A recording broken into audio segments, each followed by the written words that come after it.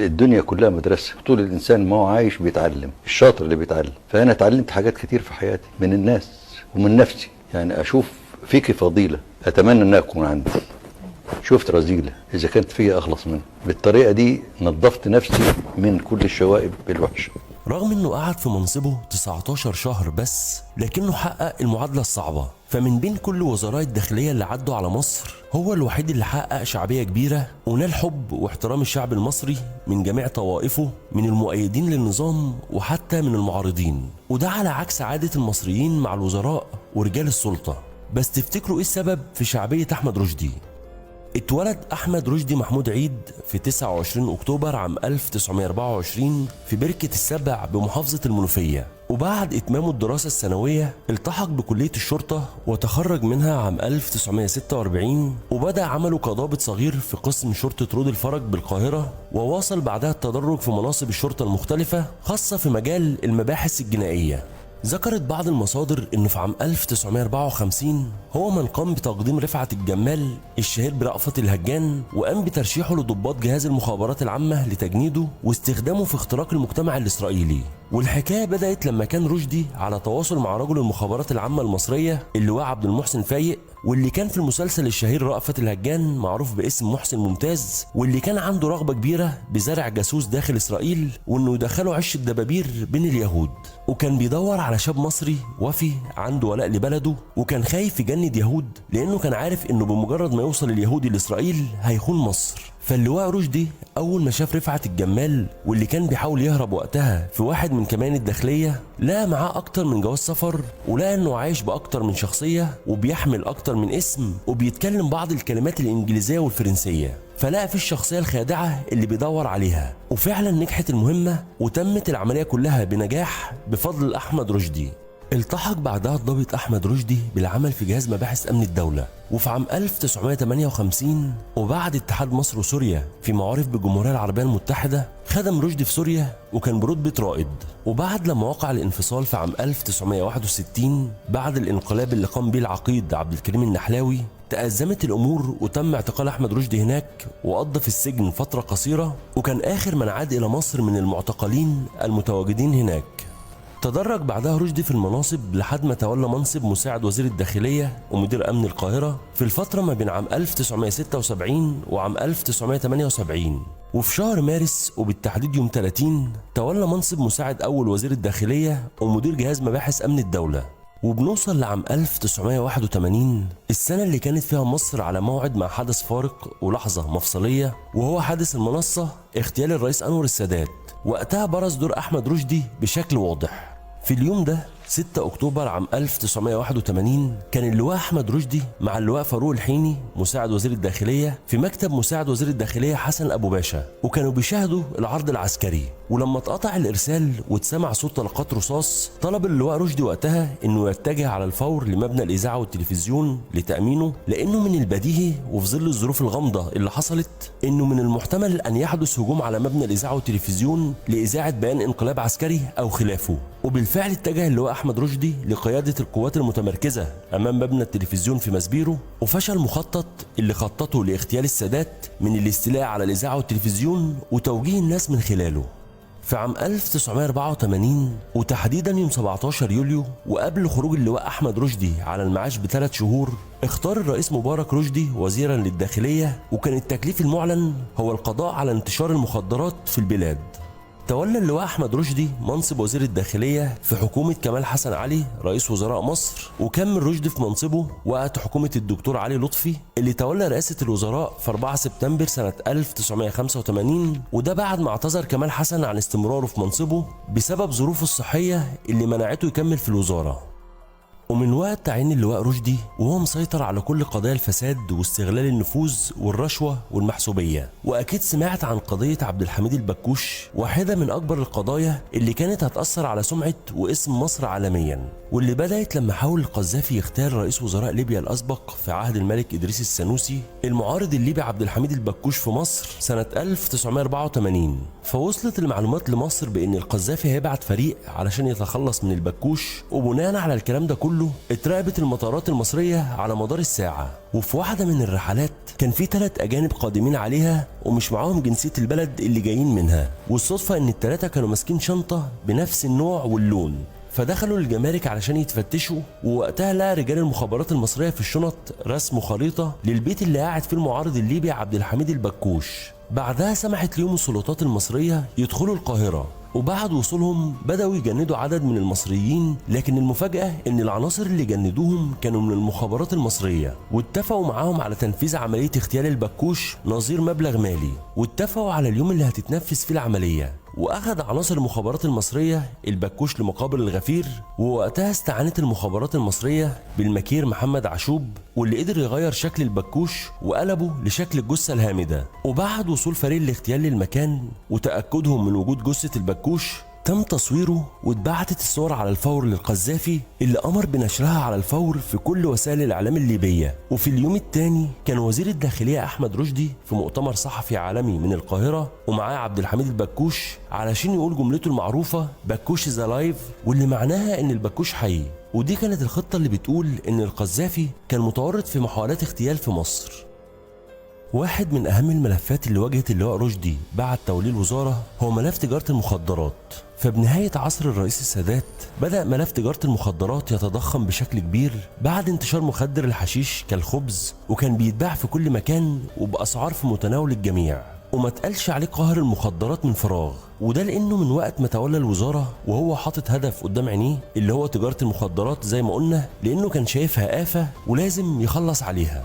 اكتشف اللواء أحمد رشدي إن حي البطنية هو المركز والعصب الرئيسي لتجارة المخدرات في مصر. مش بس كده، كان الحي ده في منتهى الخطورة لأنه مأوى للحرامية وتجار المخدرات والسلاح وكل المخالفين والسوابق علشان يقدروا يتاجروا ويتعاطوا براحتهم. فكانت البطنية في عهده واحدة من الأساطير في الداخلية اللي كان بيقف فيها المتعاطين طوابير وعين عينك في عز النهار علشان يشتروا المخدرات. والمفاجأة كمان إن ده كان بيحصل قدام المخبرين نفسهم. فالحملات الصغيرة اللي كانت بتعملها الداخلية قبل رشدي ما كانتش بتجيب نتيجة، وما نجحتش ولا مرة في إنها توقع حيتان التجار أو زي ما بيتقال عليهم حيتان السوق. فشكل الوزير فريق عمل اختاروا بدقة عالية جدا، واكتشفوا بعد التحريات اللي اتعملت إن رجال الشرطة المزروعين أصلا كمرشدين للمباحث في قلب البطنية هم اللي بيحذروا مافيا المخدرات علشان تعمل حسابها وتخبي البضاعة قبل حملات الشرطة ما تدخل. فرتب رشدي ليهم خطة على أعلى مستوى، خطة متقنة على طريقة عمليات المخابرات مش عمليات الشرطة. فتم إصدار الأوامر لجميع رجال الشرطة بالحي لحضور اجتماع مع الوزير الجديد. وأول ما الحي فضي من المرشدين القدام طلعت قوات الشرطة في عربياتها المصفحة. والمفاجأة إن القوات ما عرفتش مهمتها ولا هم رايحين فين غير في الطريق علشان يضمن رشدي نجاح العملية كلها. بعد العملية دي وقع رجال مافيا المخدرات واحد ورا التاني في واحدة من أكبر عمليات المباحث بقيادة أحمد رشدي. وما وقفش الموضوع على البطنية وبس، لا ده كمل رشدي علشان يقطع الورم الخبيث ده من جذوره. فبدأ يراقب كل المنافذ اللي المخدرات بتدخل مصر أصلا عن طريقها، وبدأ يسيطر على زراعة الخشخاش واللي تركزت في سينا بشكل أساسي. ودخل رشدي لأول مرة أسلوب استخدام الكلاب البوليسية المدربة في التفتيش، فكانت واحدة من القضايا الكبيرة اللي كان للواء رشدي دور فيها. ولحد النهاردة الكل بيفتكر اللي عمله علشان ينقذ آلاف الشباب من كارثة اسمها المخدرات. وواحدة من طرق اللواء رشدي لتحقيق الانضباط في كل المقرات الحكومية كانت بأنه يمسك الموظفين في الشارع ويشربهم قهوة.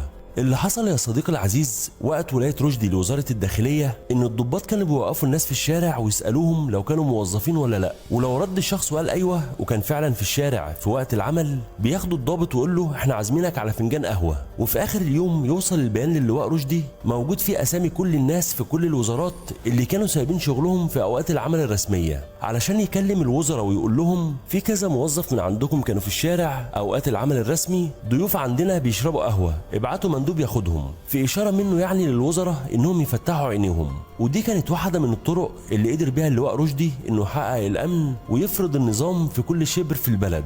ده غير إنه كان بيدخل المراكز والأقسام أيام الأجازات وفي نص الليل متنكر وكأنه راجل كبير عاوز يعمل محضر علشان يشوف الضباط هيتعاملوا معاه إزاي. وفي مرة لبس جلابية مقطعة وشبشب وسند على عكاز ودخل اسم الأزبكية بالليل عايز يعمل محضر، فيقابله واحد من الضباط بلا مبالاة ويقول له اركن على جنب يا راجل انت، فيضطر يدخل للمأمور ويطلب منه نفس الطلب، فيقول له المأمور اطلع بره، فيرمي رشدي عصايته ويشيل الغطا من على راسه ويقول لهم بعلو صوته انا احمد رشدي وزير الداخليه، هات لي بقى كل البهوات دول وتعالوا، ويبدا يحاسب كل اللي قصر في شغله. فمره العقاب يكون بالنقل ومره بالجزة، علشان يتاكد وزير الداخليه ان الكل بيعمل اللي عليه حتى في انصاف الليالي وفي الاجازات.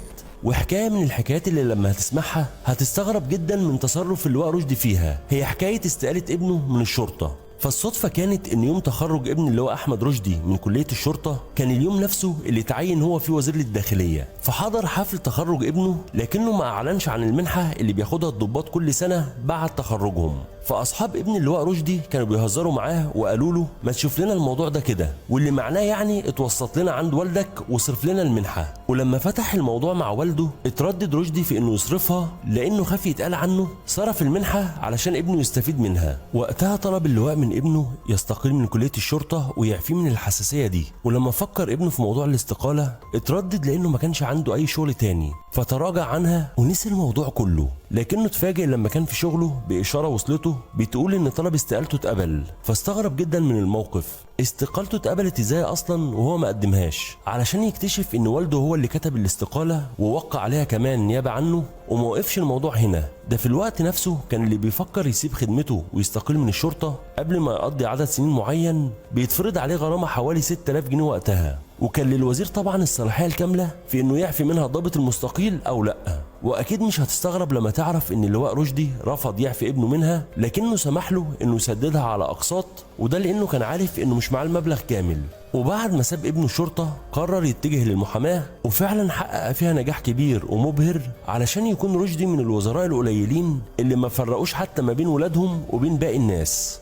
وواحدة من المواقف الإنسانية اللي اتذكرت واتحسبت كمان للواء رشدي كان تعامله مع أفراد المعارضة السياسية. فبتقول المصادر إن قبل اللواء أحمد رشدي كانت الزيارات الدورية اللي بتكون من الأسر لأولادهم وأهلهم وقرايبهم في السجون صعبة ومتعبة وأحيانا شبه مستحيلة، فكانوا الأهالي بيضطروا يستنوا بالساعات بره واقفين قدام السجن مستنيين ميعاد دخولهم. لكن اللفتة الإنسانية اللي عملها رشدي كانت بإنه عمل ليهم مكان يستنوا فيه المسجون، مكان مناسب ومن غير انتظار ولا طوابير، وبتتم الزيارة في أمان مع الاهتمام بالأهالي وكبار السن اللي جايين للزيارة. ومش بس كده، اتقال كمان ان الفترة اللي مسك فيها اللواء احمد رشدي كانت السجون بتدار بشفافية واحترام لحقوق الانسان، وما كانش فيها اي عمليات تعذيب بتدور جواها. وكان بيرفض رشدي تطبيق قانون الطوارئ، وكان بيتبع الاجراءات القانونية بدون النظر لهذا القانون، وكان بينظر للقضايا طبقا للاجراءات القانونية الطبيعية، وامر الضباط بانهم ما يطبقوش قانون الطوارئ، والغى السجن الحربي.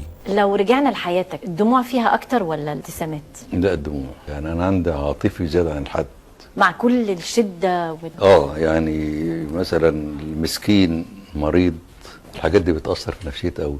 اي حد يحاول يمدح فيا دي بتتعبني نفسيا. والانضباط ما كانش بس في الوزارات والمصالح الحكومية، ده كمان كان المرور واحد من القضايا اللي مسكها اللواء رشدي وقرر يسيطر عليها. فوصف اللي عمله وقال ان الشعب كان متجاوب مع كل اللي بيعمله، وفي نفس الوقت خايف بسبب العقوبة اللي هتتفرض عليه لو خالف اي قاعدة من القواعد اللي فرضها الامن العام. فالمرور كان ماشي زي الالف بسبب رشدي، غرامات وعقوبات بتندفع على المخالفين في لحظتها، ومفيش اي حد فوق القانون. فجملة انت عارف انا ابقى ابن مين اختفت من الشارع المصري وقتها، وبقى لكل واحد قدام القانون. ورغم اللي عمله في المرور الا انه برضه نسب كل اللي حصل للحظ، وقال ان من حظه الحلو ان عدد السيارات في عهده كان قليل مش كبير، وفي الوقت نفسه كانت الشوارع واسعة. وواحدة من أكبر القضايا اللي حصلت في عهده كانت قضية وزارة الصناعة، واللي اتعرفت إعلاميا بقضية الصناعة، واللي اتهم فيها حوالي 32 قيادة من القيادات المصرية. كانت يعني فضيحة بمعنى الكلمة. فالموضوع بدأ لما شخصين من ألمانيا ليهم شركات في مصر وصلوا البلد وقدموا في زيارتهم دي رشوة لمسؤولين في وزارة الصناعة. وقتها إدارة الأموال العامة قبضت على الراشين والمرتشين بعد ما المعلومات وصلت كاملة من جهاز الأمن القومي. فراح اللواء للرئيس يسأله هيعمل إيه في الحالة دي، فرد الرئيس عليه وقال له اعمل زي ما انت عايز، اي اسلوب للقضاء على الفساد انا موافق عليه من غير ما ترجع لي. وده على لسان اللواء رشدي نفسه. فكانت واحده من اشهر قضايا الفساد في عهده، واللي اتمسك فيها مسؤولين كبار كان منهم اللي في درجه نائب وزير. ورغم كل القضايا اللي فتحها اللواء رشدي وما هموش فيها حد، وسيطرته على اغلب قضايا الفساد والمحسوبيه واستغلال النفوذ، الا ان القضيه اللي تسببت في نهايه رشدي من الداخليه القضيه اللي اتهم فيها عبد الخالق محجوب اخو الدكتور رفعت المحجوب رئيس مجلس الشعب وقتها، واتحكم عليه ب10 سنين في واحده من قضايا الرشوه واستغلال النفوذ. والجدل حصل بسبب هروب المتهمين في نفس يوم صدور الحكم عليهم، وتم اتهام الداخليه بانها السبب في تهريبهم، وده اللي ضايق اللواء رشدي واعتبرها اهانه في حقه، فما جالوش نوم من غير لما جاب كل المتهمين وقبض عليهم بعد ما كانوا موجودين في اسكندريه، علشان تكون القضيه دي بدايه النهايه بالنسبه لوزير الداخليه احمد رشدي.